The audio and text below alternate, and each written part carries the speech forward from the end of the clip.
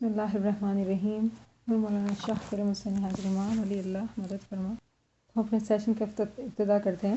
ایک علم محفل میں حضور صلی اللہ علیہ وسلم بیٹھے ہوئے تھے اور لوگوں نے پوچھا کہ خدا کو کیا ضرورت تھی دنیا بنانے کی. حضور صلی اللہ علیہ وسلم جواب دیتے ہیں کہ وہ خدا جو ہے وہ ایک چھپا ہوا خزانہ تھا اور اس کی یہ چاہت ہوئی کہ وہ پہچانا جائے تو اس نے جو ہے وہ دنیا بنائی.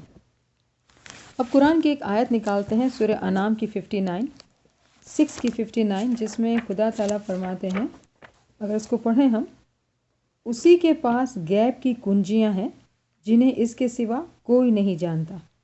اسی کے پاس غیب کی کنجیاں ہیں جنہیں اس کے سوا کوئی نہیں جانتا.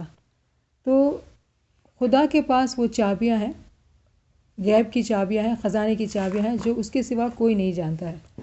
تو اگر ہم حضور صلی اللہ علیہ وسلم کی اس حدیث کو دیکھتے ہیں کہ خدا جو ہے وہ چھپا ہوا خزانہ ہے، تو وہ اس خزانے کی چابیاں جو ہے وہ خدا ہی کے پاس ہیں اور اس کی جو ہے معلومات خدا ہی کے پاس ہے اور وہی جانتا ہے.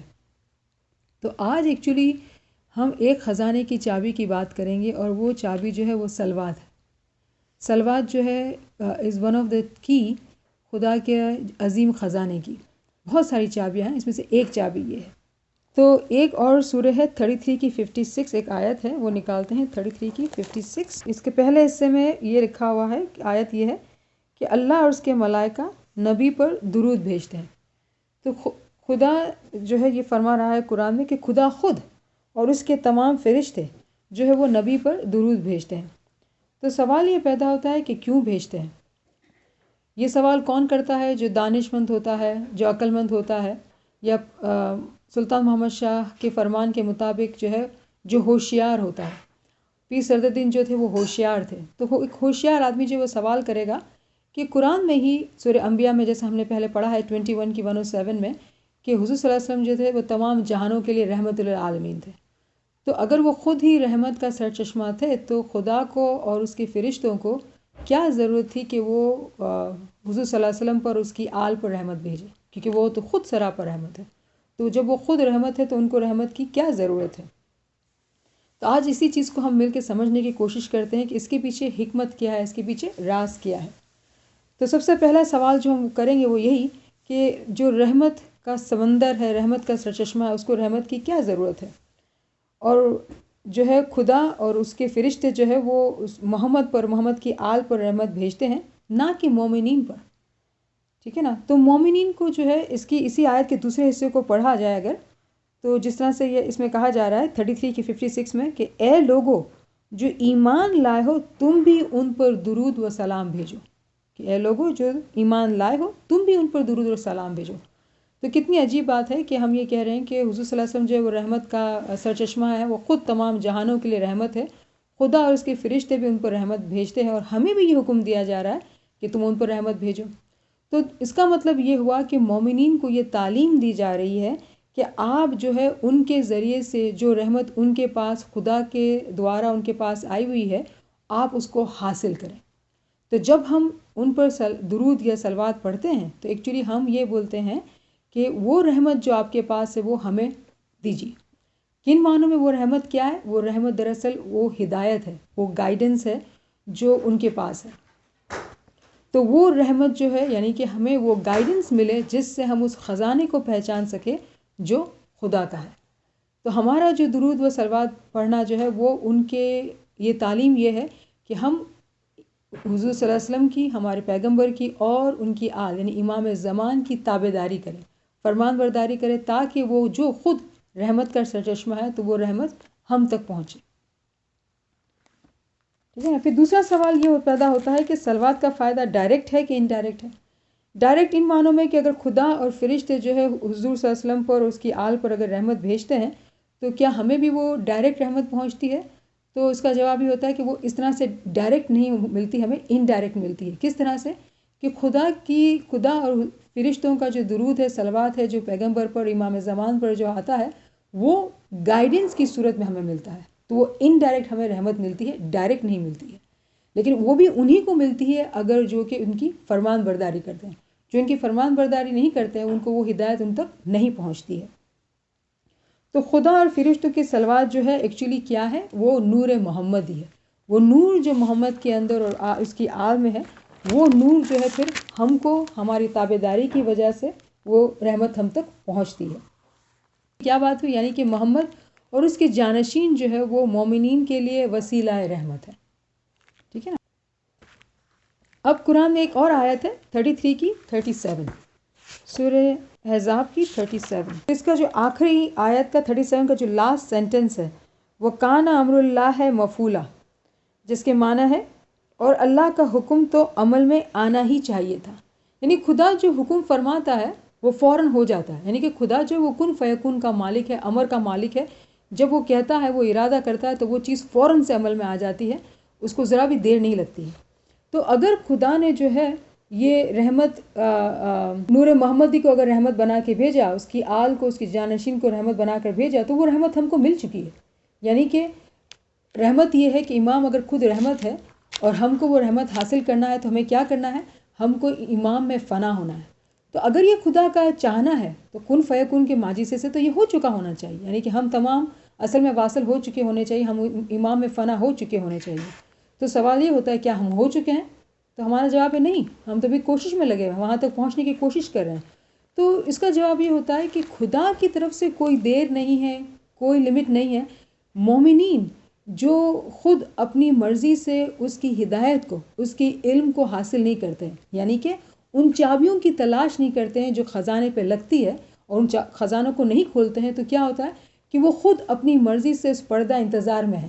یعنی خود اپنے غفلت کے اندھیرے میں وہ خود وہاں پہنچ نہیں سکتے ہیں، کیونکہ خدا قرآن میں یہ فرما رہا ہے کہ اس کا امر تو فوراً ہو جاتا ہے، اس کے امر میں دیر بالکل بھی نہیں لگتی ہے. تو یہ ہماری خود کی جو ہے وہ نادانی ہے، غفلت ہے، اپنے آپ پر ظلمت ہے کہ ہم اس رحمت کو ہم پا نہیں پا رہے ہیں. یعنی فنا فی اللہ کا جو مقام ہے وہ دنیا میں ہی ممکن ہے اور ہماری پہنچ کے اندر ہے، کیونکہ یہ خدا کی چاہت ہے، ہماری نہیں، یہ خدا کی مرضی ہے کہ ہم فنا اس میں ہوں. لیکن یہ ہماری اپنی غفلت ہے کہ ہم نہیں پہنچ پا رہے ہیں. پھر تیسرا سوال یہ ہوتا ہے کہ یہاں پہ کہ خدا چلے ہمارے لیے خزانہ ہے، تو وہ خود کس حیثیت سے ہے اور وہ کہاں پر ہے؟ ایگزیکٹلی وہ خزانہ کہاں ہے، کس حیثیت سے ہے؟ تو اس کا بھی جواب قرآن میں ہے. اگر ہم قرآن کے اندر سورہ ہجر 15 کی 21 کو اگر نکالتے ہیں تو یہ آیت ہم نے پہلے بھی کسی اور کانٹیکس میں کی ہوئی ہے. وَإِن مِّن شَيْءٍ إِلَّا عِندَنَا خَزَائِنُهُ وَمَا نُنَزِّلُهُ إِلَّا بِقَدْرٍ مَعْلُومٍ. کوئی چیز ایسی نہیں جس کے خزانے ہمارے پاس نہ ہوں. ٹھیک ہے نا.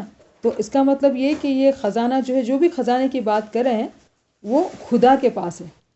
کہاں ہے؟ خدا کے پاس ہے. کس حیثیت سے ہے؟ تو اس حیثیت کی جو ہے ڈسکرپشن ہمیں ہمارے دائیوں کی کتابوں میں ملتی ہے کہ وہ خزانہ جو ہے وہ عقل کل، نفس کل، ناطق اور حساس ہے. جو ہم نے بات کی تھی کہ یونیورسل انٹلیکٹ، یونیورسل سول اور جو ہے ناطق اور حساس ہے.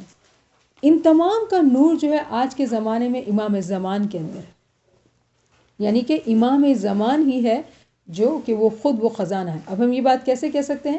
ہم یہ بات اس لیے کہہ سکتے ہیں کہ ہمیں معلوم ہے کہ سورہ یاسین کی 12 میں ہم کہتے ہیں وَكُلَّ شَيْءٍ أَحْصَيْنَاهُ فِي إِمَامٍ مُبِينٍ. ہر چیز امام زمان کی ذات میں سمو دی گئی ہے. تو یعنی کہ وہ تمام خزانہ جو خدا کا ہے، وہ خود خزانہ کہاں ہے؟ وہ امام زمان کی ذات کے اندر ہے. کس طرح سے وہ خزانہ؟ امام جو ہے وہ ایک جامع خزانہ ہے. اس کا جو خزانہ ہے وہ تمام جہانوں پر محیط اور حاوی ہے. اس نے پوری جہان کو انکمپس اپنے اندر کیا ہوا ہے. ٹھیک ہے نا. پھر ایک دوسری آیت 14 کی 34، یہ ہے سورہ ابراہیم کی 34. یہ بہت ہی خوبصورت آیت ہے. وَآتَاكُم مِّن كُلِّ مَا سَأَلْتُمُوهُ وَإِن تَعُدُّوا نِعْمَتَ اللَّهِ لَا تُحْصُوهَا. تو یہ اس کا شروع کا جو ترجمہ ہے آدھے کا، جس نے وہ سب کچھ تمہیں دیا جو تم نے مانگا.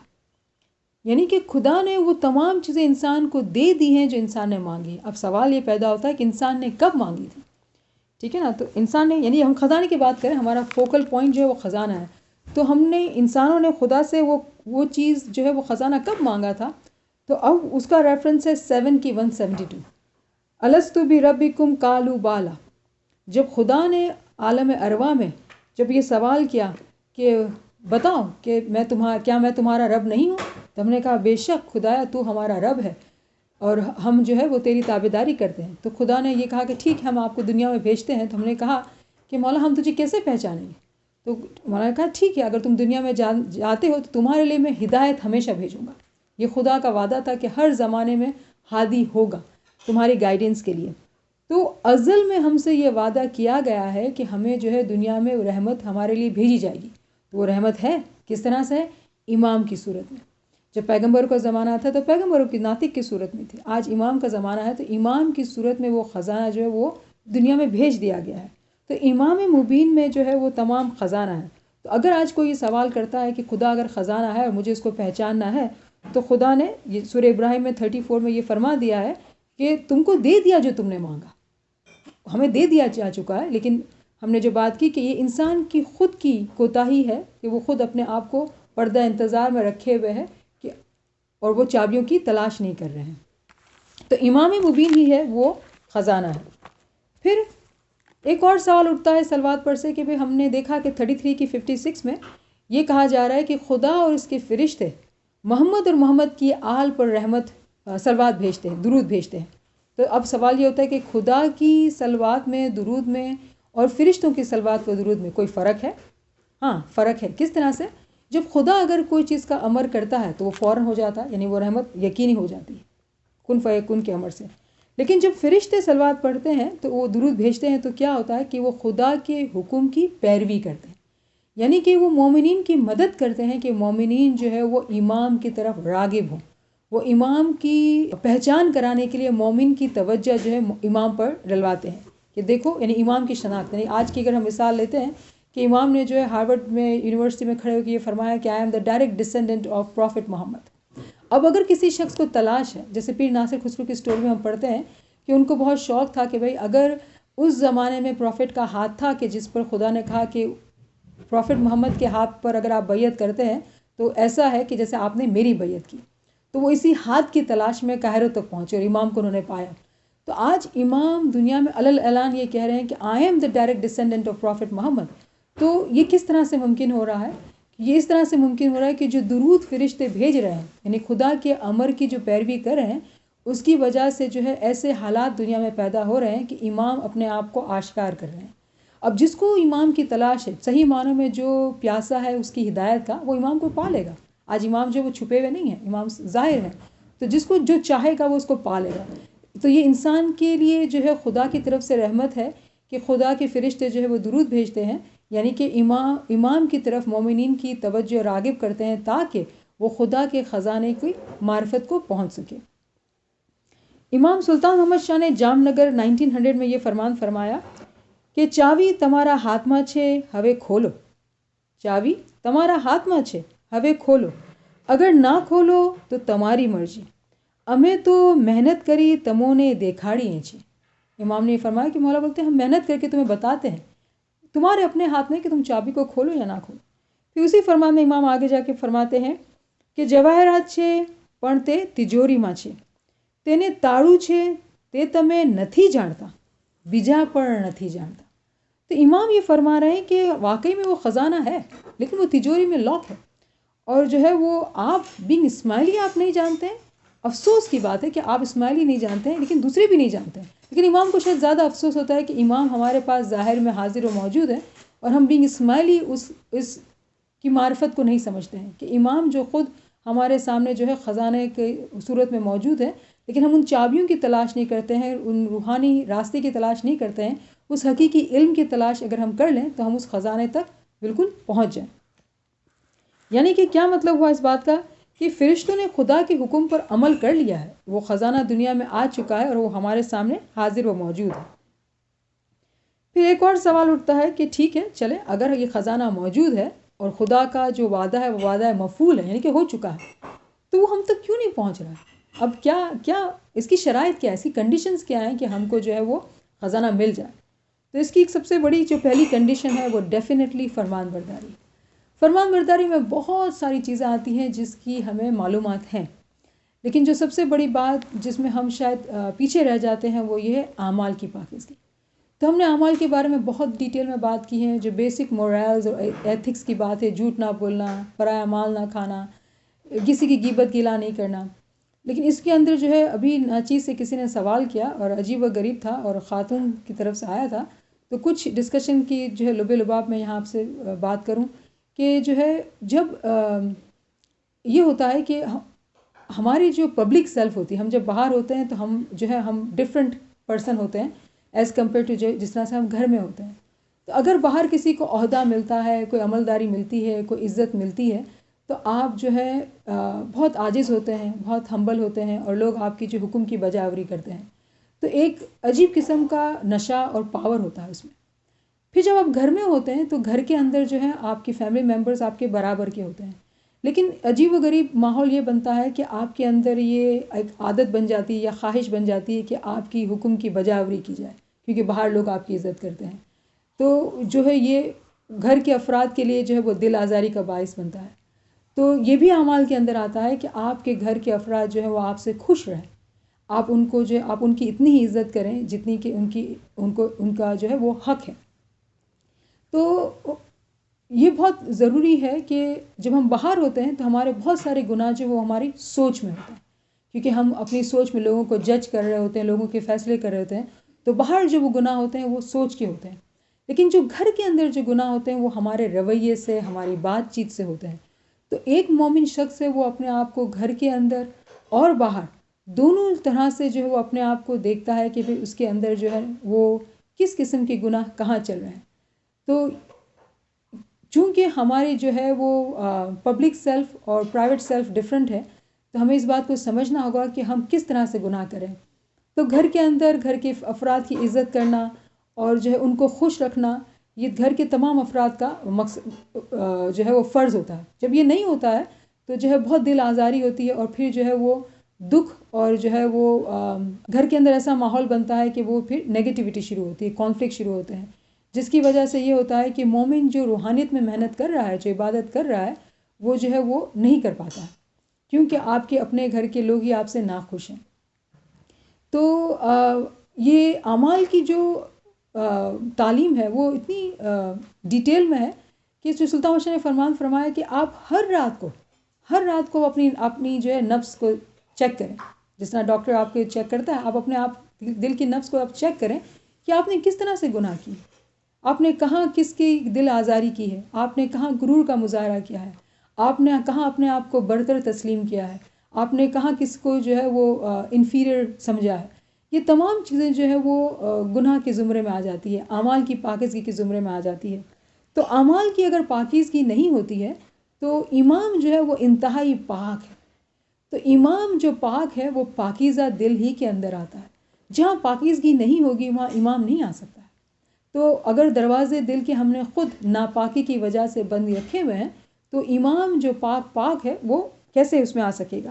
لوگوں کی پنچات کرنا، گوسپ کرنا، خواہ جو ہے وہ لوگوں کے بارے میں معلومات حاصل کرنا، ان کو جج کرنا جماعت خانے میں، کیونکہ سوشل گیدرنگ میں جو ہے یہ بہت ممکن ہوتا ہے کہ اگر آپ بات چیت کرتے ہیں تو آپ کسی کی غیبت میں انوالو ہو جائیں گے. تو یہ ایک عجیب و غریب ڈسکشن ہوا تھا، تو کچھ چیزیں جو مجھے تھوڑی ڈفرینٹ لگی تھی تو آج میں نے مینشن کی اس کو. تو ہم یہ بات کر رہے ہیں کہ پہلی شرط جو ہے وہ فرمان برداری ہے. فرمان برداری میں دعا، جماعت خانہ، دسون، عبادات، اعمال کی پاکیزگی، بہت ساری چیزیں آ جاتی ہیں. دوسری جو شرط ہے وہ ہے قربانی. کیونکہ قربانی سے بھی پاکیزگی آتی ہے. تو اگر ہمیں قربانی کا اگر ریفرنس قرآن میں دیکھنا ہے تو سورہ توبہ 9 کی 99 اور 103 میں ہم دیکھیں گے. تو 9 کی 99 سورہ توبہ کی 99 ہے. اور انہی بدیوں میں کچھ لوگ ایسے بھی ہیں جو اللہ اور روز آخر پر ایمان رکھتے ہیں اور جو کچھ خرچ کرتے ہیں اس سے اللہ کے ہاں تقرب کا اور رسول کی طرف سے رحمت کی دعائیں لینے کا ذریعہ بناتے ہیں. تو یہاں پہ مالی قربانی کی بات ہو رہی ہے کہ جب وہ مال خدا کی راہ میں خرچ کرتے ہیں تو اس سے وہ کیا پاتے ہیں؟ خدا کی طرف سے خدا کی قربت پاتے ہیں اور رسول کی طرف سے رحمت کی دعائیں پاتے ہیں. ٹھیک ہے، تو یہ ہے 9 کی 99. اور اگر 103 کو دیکھتے ہیں تو اے نبی تم ان کے اموال میں سے صدقہ لے کر انہیں پاک کرو. اے نبی تم ان کے اموال میں سے صدقہ لے کر انہیں پاک کرو اور انہیں بڑھاؤ اور ان کے حق میں دعائے رحمت کرو. تو اگر اس کو آپ عربی میں دیکھیں گے تو وہ سلوا تکا کی لفظ ہے.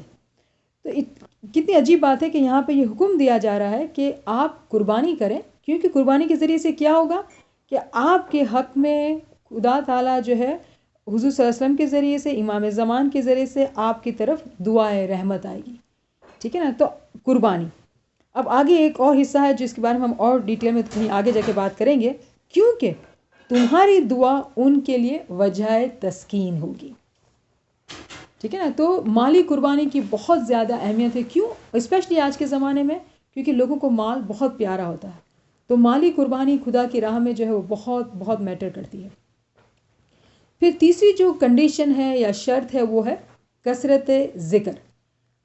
اس کا جو ریفرنس ہے وہ 33 کی 41 اینڈ 42 ہے. تو اس میں یہ فرمایا جا رہا ہے کہ اے لوگو جو ایمان لائے ہو، اللہ کو کثرت سے یاد کرو اور صبح و شام اس کی تسبیح کرتے رہو. تو کثرت ذکر کہ جب آپ ایمان لائے ہیں تو آپ کو جو ہے صبح شام ذکر کرنا ہے. نہ کہ صبح آپ جماعت کھانے گئے اور شام کو جماعت کھانے گئے، یا جو میں آپ کو ایک زمانے بتائی تھی 70-30 کا جو رول کسی نے بنایا ہے، وہ جو ہے کہ 70% آپ دنیا کریں، 30% جو آپ دین کریں اور بیلنس رکھیں. تو یہ بیلنس نہیں ہے. حکم یہ ہے کہ صبح و شام آپ کی دین اور دنیا ساتھ ساتھ چلنے چاہیے. آپ کے اندر ذکر اور آپ جسم جو ہے وہ دنیا کے کام میں لگا کے رکھیں. تو کثرت ذکر بھی ایک کنڈیشن ہے. پھر چوتھی جو کنڈیشن ہے وہ یہ کہ امتحانات، آزمائش. تو اس کے لیے ہم ایک نکالتے ہیں آیت سورہ بقرہ کی 155.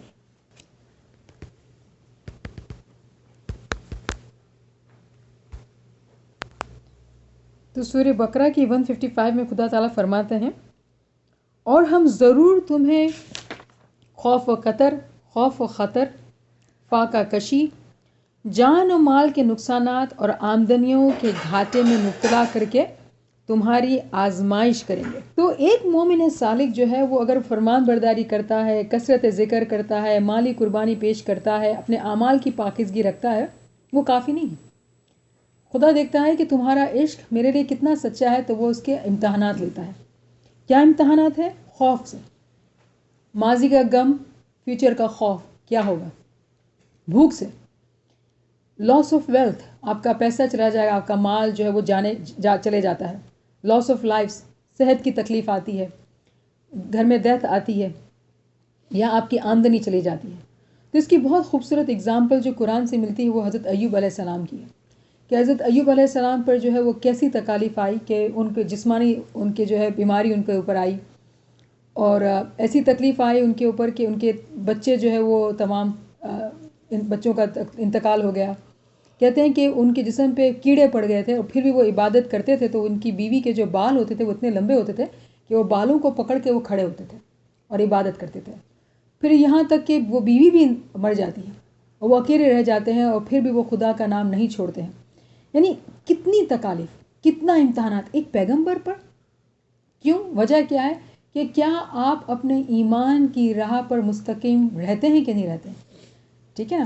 اور اگر ہم گنانوں کے ذریعے سے اگر سمجھنا چاہیں مثال کو، تو راجہ ہریش چندر کی مثال ہے کہ جو اسماعیلی مذہب سے اتنا متاثر ہوا، اس نے اسماعیلی مذہب کو قبول کیا، تو اس کی تمام دولت، جائیداد، راجہ پرجا سب ختم ہو گئے. وہ غلام ہو گیا، غلامی میں بک گیا، اس کا بیٹا بک گیا، بیوی بک گئی، بچہ مر جاتا ہے، پھر بیوی مر جاتی ہے، اور وہ خود جو ہے وہ غلامی میں رہتا ہے. تو کہنے کا مقصد یہ کہ یہ مثال ہے ہمارے لیے سیکھنے کے لیے، سمجھنے کے لیے، کہ جو یہ راستہ ہے، یہ راستہ جو ہے وہ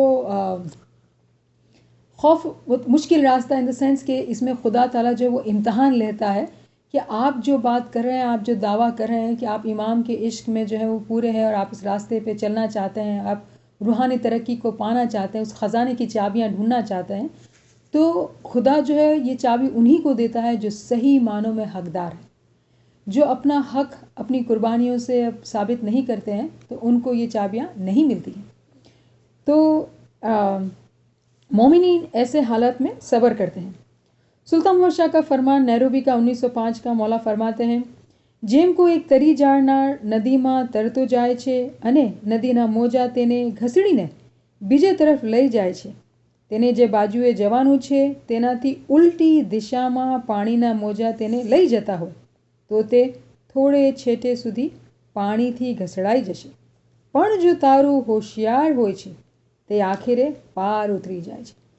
تو یہاں پہ اس فرمان کے معنی لوگ جو ہے وہ شیطان کی بازی کے لیتے ہیں. شیطان کی بازی بھی یہاں صحیح میننگ ہو سکتی ہے لوور لیول پر. ہائر لیول پر اس کی انڈرسٹینڈنگ یہ ہے کہ جب آپ پر امتحانات کی بارش آتی ہے، ایسے موجیں آپ کی لائف میں آتے ہیں جو آپ کو آپ کے راستے سے ہٹا کے ایسے راستے پہ لے جاتے ہیں جہاں آپ پکار اٹھتے ہیں کہ خدایا بس کتنی تکلیف، کتنی مشکل. لیکن چونکہ وہ مومن اگر ہوشیار ہوتا ہے، یعنی کہ وہ علم لیا ہوا ہوتا ہے، تو وہ شکایت نہیں کرتا ہے، وہ صبر کرتا ہے، وہ شکر کرتا ہے. جب وہ شکر کرتا ہے تو خدا اس سے راضی ہوتا ہے، اور پھر بھلے وہ راستے سے بھٹک گیا ہوتا ہے، وہ اپنی تکالیف میں، اپنی عبادات میں شاید وہ کچھ کم ہو جاتا ہے کیونکہ وہ اتنی پریشانی میں مبتلا ہو جاتا ہے، امام اس کو اپنی رحمت و شفقت کے ذریعے سے اس کو صحیح راستے پہ لے آتے ہیں. تو صبر جو ہے دوسرا جو ہے وہ بہت بڑا امپورٹنٹ لیسن ہے جو مومنین لرن کرتے ہیں. تو اسی اگر ہم آیت کو پورا پڑھتے ہیں اب 2 کی 156 کو 155 کو، اور ہم ضرور تمہیں خوف و خطر، فاقہ کشی، جان و مال کے نقصانات اور آمدنیوں کے گھاٹے میں مبتلا کر کے تمہاری آزمائش کریں گے، ان حالات میں جو لوگ صبر کریں. اب نیکسٹ آیت کو پڑھتے ہیں 2 کی 156. اور جب کوئی مصیبت پڑے تو کہیں کہ ہم اللہ ہی کے ہیں اور اللہ ہی کی طرف ہمیں پلٹ کر جانا ہے، انہیں خوشخبری دے دو. تو جو لوگ یہ کہیں گے کہ بھائی ہم خدا کی طرف سے ہیں، ہم کو خدا کی طرف ہی جانا ہے، جان مال دنیا جو کچھ بھی ہے وہ تو ٹیمپرری ہے، ہم کو خدا ہی کی طرف جانا ہے، تو انہیں کیا ہے؟ انہیں خوشخبری دے دو. کیا خوشخبری ہے؟ تو 2 کی 157 ہے، ان پر ان کے رب کی طرف سے بڑی عنایات ہوں گی، اس کی رحمت ان پر سایہ کرے گی، اور ایسے ہی لوگ راست روح ہیں. دوبارہ پڑھتی ہوں، ان پر، یعنی خوشخبری کی بات جو کی ہم نے 156 میں، پھر خدا تعالیٰ فرماتے ہیں کہ ان پر ان کے رب کی طرف سے بڑی عنایات ہوں گی، اس کی رحمت ان پر سایہ کرے گی، اور ایسے ہی لوگ راست روح ہیں. یعنی کہ جو لوگ اسے امتحانات میں جو ہے صبر کرتے ہیں تو خدا جو ہے وہ ان پر اپنی رحمت بھیجتا ہے، یعنی کہ خزانوں کی چابیاں بھیجتا ہے، وہ حکمت کا علم بھیجتا ہے، وہ ہدایت بھیجتا ہے جس سے ہم فنا فی اللہ کے مقام کے راستے پہ چل کے اس مقام تک پہنچ سکے. اب سوال نمبر 6 جو ہم نے پہلے آیت کی تھی 9 کے 103 میں، کہ خدا نے حضور صلی اللہ علیہ وسلم کو فرمایا کہ بھئی تم ان کے مال سے صدقہ لے لو اور پھر ان کے لیے رحمت کرو، رحمت کی دعا کرو. کیوں دعا کرو؟ وصلی علیہم ان صلواتک سکون لہم، یعنی کہ تمہاری جو دعا ہے وہ ان کے لیے وجہ تسکین ہے، ان کے لیے سکون کا باعث ہے. تو اب یہ سوال اٹھتا ہے کہ سکون سے کیا معنی ہے، کس قسم کے سکون کی بات ہو رہی ہے؟ ایک آدمی، اگر ہم حضرت ایوب علیہ السلام کی بات کرتے ہیں یا راجہ ہریش چندر کی مثال کی بات کرتے ہیں کہ ان پہ کیا تکلیف نہیں آئی، تو کیسا تسکین، کس قسم کی تسکین ان کے لیے ہوگی کہ ان کو اتنے امتحانات کے باوجود بھی ان کے دل کے اندر جو ہے وہ ایک شانتی ہوگی، سکون ہوگا. ٹھیک ہے نا؟ تو سوال یہ ہے کہ وہ کس قسم کی تسکین کی بات ہو رہی ہے، اور یہ دعا جو ہے وہ کیا کوئی خاص دعا ہے یا عام دعا ہے؟ تو یقیناً یہ کوئی عام دعا نہیں، یہ خاص دعا ہے. جو تسکین کی بات ہو رہی ہے وہ ایکچولی خواص کے لیے ہے. یعنی کہ ہم نے یہ بات کی تھی کہ ایک عوام ہے اور ایک خواص ہے. تو یہ دعا جو ہے وہ عوام کے لیے نہیں ہے، خواص کے لیے. خواص مانے وہ مومنین جو فرمان برداری کے راستے سے، قربانی کے راستے سے، کثرت ذکر کے راستے سے ہوتے ہوئے، امتحانات کے راستے سے ہوتے ہوئے اپنے آپ کو خواص کی کیٹیگری میں جب شامل کرتے ہیں تو وہ تسکین، وہ سکون کی دعا جو حضور صلی اللہ علیہ وسلم یا امام زمان جو کرتے ہیں، وہ دعا جو انہی مومنین کو ملتی ہے. تو اگر ہمیں جو ہے وہ سکون کے ریفرنسز چاہیے تو کچھ ریفرنسز ہیں، اگر آپ لکھ لیں اس کو، یہ بہت خوبصورت ریفرنسز ہے، بہت پڑھنے سے اس کو بہت سکون ملتا ہے کہ خدا نے جو ہے اپنی رحمت جو ہے کے دروازے ہم پر کھلے رکھے ہیں. سورہ بقرہ کی 248 ہے، اس کو پڑھ بھی لیتے ہیں تاکہ ایٹ لیسٹ ایک تو ریفرنس اگر ہم پڑھیں تو ہمیں پتہ چلے کہ وہ ہے کیا. ان کے نبی نے ان کو یہی بتایا کہ خدا کی طرف سے اس کے بادشاہ مقرر ہونے کی یہ علامت ہے کہ اس کے عہد میں وہ صندوق تمہیں واپس مل جائے گا جس میں تمہارے رب کی طرف سے تمہارے لیے سکون قلب کا سامان ہے، جس میں آل موسیٰ اور آل ہارون کے چھوڑے ہوئے تبرکات ہیں، اور جس کو اس وقت فرشتے سنبھالے ہوئے ہیں. اگر تم مومن ہو تو تمہارے لیے یہ بہت بڑی نشانی ہے. تو اگر اس میں ہم عربی کے الفاظ کو دیکھیں تو تابوت سکینہ کی بات ہو رہی ہے، وہ تابوت، وہ صندوق جس کے اندر سکون ہے. تو اگر اس آیت کی ہسٹری کی اگر ہم بات کریں تو یہاں پہ طالوت کے بادشاہ مقرر ہونے کی بات ہو رہی ہے.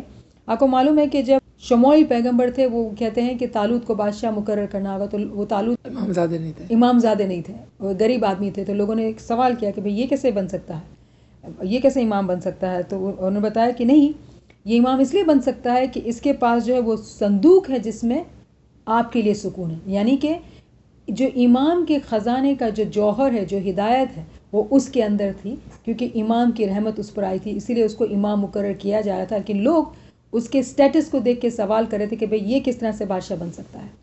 تو یہ بتایا جا رہا تھا کہ بھئی ان کے پاس جو ہے تمہارے سکون قلب کا سامان ہے، یعنی انہی کے پاس تمہارے لیے وہ ہدایت ہے یا ان خزانوں کی چابی ہے. تو یہ ایک ریفرنس ہم پڑھتے ہیں. دوسرے ریفرنسز آپ لکھ لیں، 48 کی 4، 48 کی 18 بھی ہے، پھر 9 کی 26 اور 9 کی 40، پھر ہے 48 کی 26. یہ آیتیں بہت خوبصورت ہے. میرا ارادہ یہ تھا کہ ہم زیادہ ہوتے تو ہم تمام ایک ایک ریفرنس کو دیکھتے. بہت ہی خوبصورت آیتیں ہیں.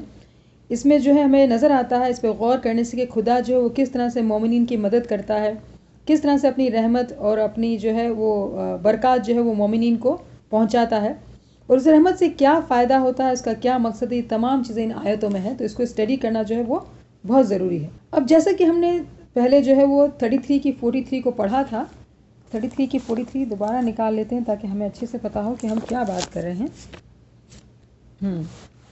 هو الذی یرسل الیکم و ملائکۃ، یہ والی آیت ہے.